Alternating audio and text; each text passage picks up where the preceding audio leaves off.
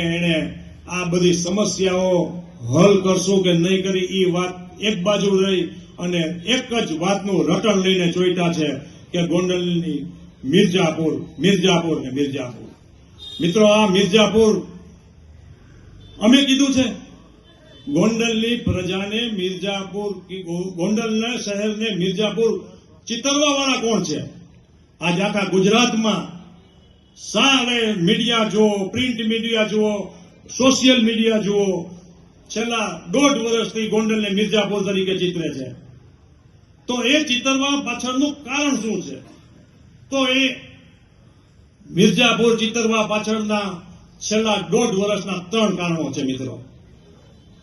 જે છેલ્લા 1.5 વર્ષમાં 3 બનાવો બન્યા કે જેને હિસાબે ગોંડલ સારાએ ગુજરાતમાં ચર્ચાનું કારણ બન્યું. એ સર્વપ્રથમ બનાવ રાજકુમાર જાટ નામના યુવકની હત્યા થઈ.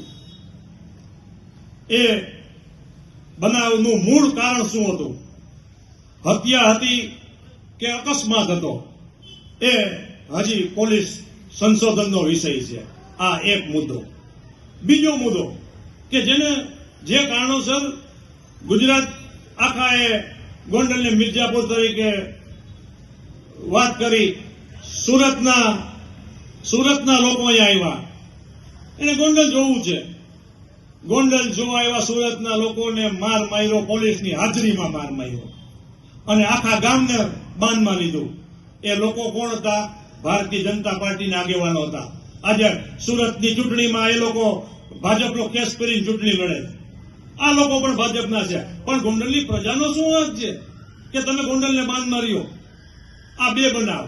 ત્રીજો બનાવ અત્યારે તમે જોઈ લીધો કે 42 માંથી 22 લોકોને માર મારીને ફોર્મ પાછા ખેંચાવ્યા. આ સ્થિતિનું નિર્માણ કર્યું.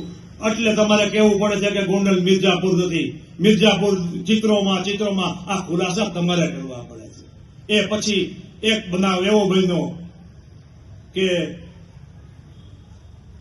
રાજકુમાર ને રમેશભાઈ દડુક અંધારી રાતનો ભેકારો કહે છે.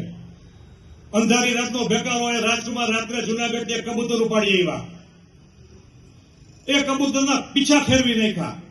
ભયંકર માર માર્યો રાજકુમારે એની ગેંગે અને પછી એને રોડ ઉપર નાખી દીધો.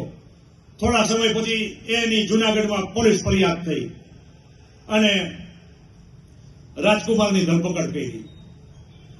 એ પોલીસની જે કામગીરીના સ્વરૂપ એ લોકો અહીંયા ગોંડલમાં આવ્યા.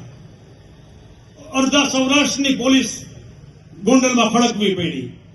આખા ગોંડલે તમને ટેકો આપ્યો કે જે કાર્ય થયું છે એમાં ગોંડલે તમારી ખોટી વાત હતી છતાં તમને ટેકો આપ્યો. પરિણામ શું આવ્યું? એ કબૂતરને જુનાગઢથી જે કબૂતરને પકડી આવ્યા હતા એ કબૂતરે ગોંડલની બજારમાં કાનમાં કીડા પડે એવી ગાળો તમને આપી. તમારા પરિવારને ગાળો આપી. એની પાછળ અમે હતા. એટલે તમે મિર્જાપુર ચિત્રો છો. એ લોકોએ તમને બેફામ ગાળો આપી અને એમ છતાં થોડા દિવસો પછી એ જ લોકોને તમે તમારા બંગલે તમારી બાજુમાં બેહાડ્યા અને તમારે કહેવું પડ્યું કે અમે 1 પૈસો દીધા વિના સમાધાન કર્યું. News updates